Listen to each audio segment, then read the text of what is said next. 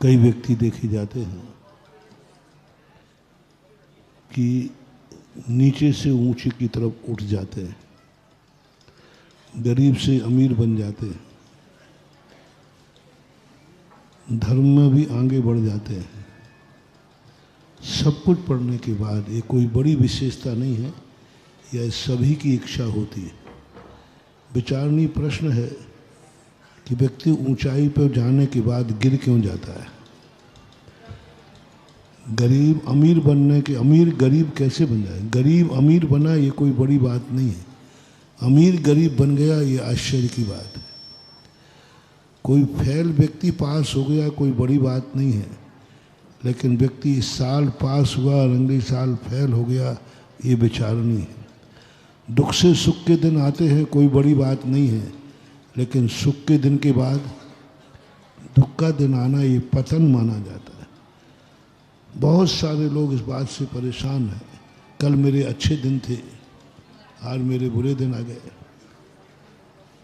उसका मूल कारण जो मैंने खोजा सारे शास्त्रों को पढ़ के, सभी लोग एक मंत्र के रूप में, सभी छात्र छात्राएं, सभी समाज इसको मंत्र के रूप में इस मोटिवेशन को लें कि हमने जब हमारे जीवन में ज़रूरत थी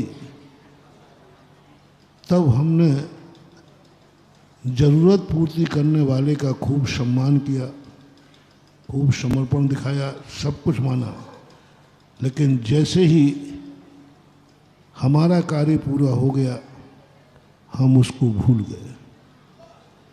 प्रवचन में मैंने कहा था, सुबह के प्रवचन का जाना तुम्हारा स्वार्थ है, सुबह मंदिर जाना तुम्हारा मंगल करना चाहते हो, जिन अच्छा निकले।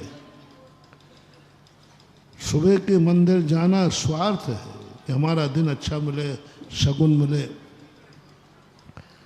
लेकिन शाम का मंदिर जाना आभार है कि आपने आशीर्वाद दिया था, मेरा दिन अच्छा निकला। बस वो शाम का मंदिर तुम छोड़ रहे हो, इसलिए तुम्हारा उत्थान होने के बाद पतन आ जाता है। पशु के भी माँ बाप होते हैं, मनुष्य के भी होते हैं, दोनों में अंतर क्या है। पशु जब तक माँ बाप को माँ बाप मानता है जब तक उसकी ज़रूरत है, जब तक उस बच्चे को माँ की ज़रूरत है तो माँ के आगे पीछे घूमता है, लेकिन जैसे ही माँ की ज़रूरत ख़त्म हो जाती है पशु माँ को भूल जाता है। इसलिए मात्र वो पशु है, बाकी सब चीज़ें तो और हैं। इसी प्रकार मनुष्य करता है कि मनुष्य जब जन्म लेता है माँ बाप के यहाँ तो माँ बाप के आगे पीछे घूमता है जब तक ज़रूरत है। जिस दिन वो स्वयं पैर पे खड़ा हो जाता है तो कुछ कपूत ऐसे होते हैं जो माँ बाप को भूल जाते हैं। पहले वही माँ बाप को चाह रहे थे, आगे पीछे घूम रहे थे, सब कुछ था, लेकिन जैसे ही थोड़े से पैर पे खड़े हो जाएंगे, कितने लोग हैं जो माँ बाप को छोड़ के चले जाते हैं। जब वो असहाय थे तब माँ बाप की ज़रूरत थी, जब वे समर्थ हो गए तो माँ बाप से उनको कोई लेना देना नहीं है। ऐसे व्यक्ति जो संकट के समय माँ बाप को छोड़ करके, ऐसे व्यक्ति मर करके पशु होते हैं और या वे पशु पर्याय में आए। इसी प्रकार से सब क्षेत्रों में गुरु शिष्य में भी लगाना। शिष्य को जब ज़रूरत होती है तो गुरु से सब बातें कहते हैं, सब चर्चाएं करते हैं, जब तक मेरे घट में प्राण हैं सब कुछ है। और जैसे ही थोड़ा समर्थ हो जाता है तो गुरु को भी छोड़ के चला, गुरु की आज्ञा का उल्लंघन कर देता है। कितने शिष्य दीक्षा के समय सौगंध करते हैं, शपथ करते हैं, समर्थ होने बाद गुरु की आज्ञा के विरुद्ध होकर के चले जाते। ऐसे ही आज तुम लोग सब शपथ करा रहे थे दीपक बाबू, और शपथ करा रहे थे, मैंने कहा ये शपथ तो हाँ तुम्हारे वो 7 फेरों की शपथ होती ना, 7 जिएंगे 7 मरेंगे, लेकिन बीच में खटपट हो गए तो ऐसे यहाँ आप लोग अभी जितने संस्थान के प्रति समर्पित हो, जितने संस्थान के प्रति समर्पित हो, मेरे प्रति जितने तुम समर्पित हो, संस्थान में जो तुम्हें पढ़ाया जा रहा है उसके प्रति समर्पित हो। कहीं ऐसा ना हो कि जब तक संस्थान में हो तभी तक समर्पित हो, बाद में संस्थान को भूल जाओ तो तुम शास्त्री नहीं, तुम पशु के समान माने जाओगे। ये अनुभव की बात बता रहा हूँ। कुछ स्नातक ऐसे थे, कल हम और दीपक बाबू बैठ करके चर्चा कर रहे थे, ऐसे स्नातक थे, स्नातकाएँ थी जिन्होंने एडमिशन के लिए गिड़गिड़ाए थे, मेरे सोर्स लगवाए थे, बहुत जो कहोगे हम सब करेंगे, सब करेंगे, क्योंकि उनकी कोई बकत नहीं थी, उनके जीवन का कोई मूल्य नहीं था, पारिवारिक स्थितियां भी ठीक नहीं थी, और उनके माँ बाप ने आकर के भी कहा महाराज जी हमारी ज़िंदगी ऐसी निकली है और ये बेटा भी ऐसा निकलेगा। और वही व्यक्ति जब संस्थान में 5 साल उपकार होकर पंडित बन गए तो आज संस्थान का नाम लेना भूल गए और यहाँ वहाँ जाकर भटकने लगे, मुंह मारने लगे, संस्थान का नाम भूल गए, संस्थान के उपकार भूल गए, गुरु को भूल गए।